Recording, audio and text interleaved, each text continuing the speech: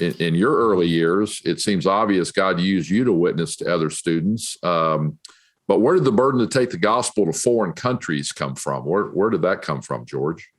Well, it's quite amazing because even before I was a true believer, I joined this Pocket Testament League that I heard about through, I guess, through the Bible club that I occasionally went to, where this Danny Clapp was president.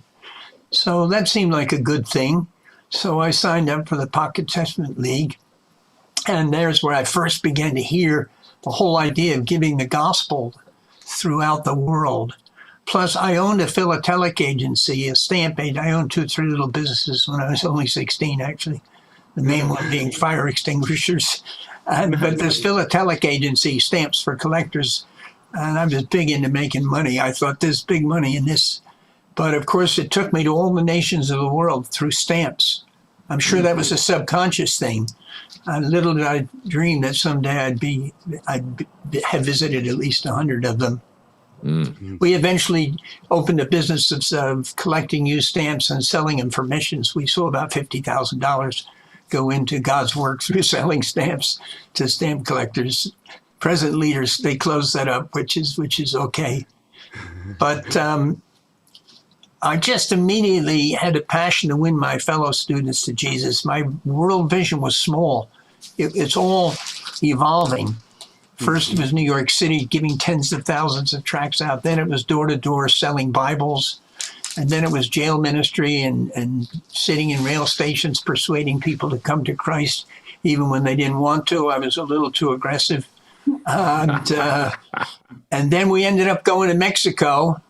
And that's where I discovered God could use even needy young blunderers like us with horrible Spanish to help people. They just loved us in Mexico, the young people, especially in the churches. They were worried about their young people. They thought if these on fire, cuckoo Americans come, maybe our young people will get excited. And there one day, walking into the garbage dump where people were living, God just really hit me hard that I must give my life to serving the poor wherever they are across the world.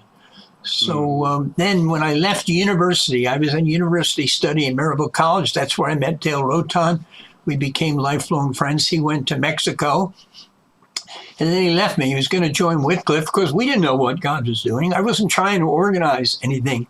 Mm-hmm. And a big historic moment is years later, I went to Wheaton College and told Dale, I was way too blunt back then, just forget this Wycliffe stuff. There are all those tribes, there's hardly any people in most of them.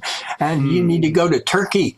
And he shocked the life out of me, and he went to Turkey. And we just celebrated 60 years working in Turkey. So once I was at Moody, I was hit with every kind of mission challenge on planet Earth. But the Muslim challenge hit me the most. And amazing, it wasn't firstly speaker. It was in a library reading about Iraq.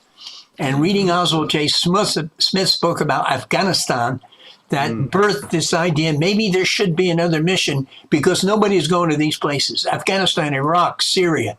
And that's what really birthed OM. A lot of stuff later came. Ships wasn't even in our thinking. But the original vision was very narrow. And then we added the Soviet Union because they were declared enemies. And I read this crazy verse, love your enemies. We got to go for the Soviets. Anyway, that gives you a little taste of it.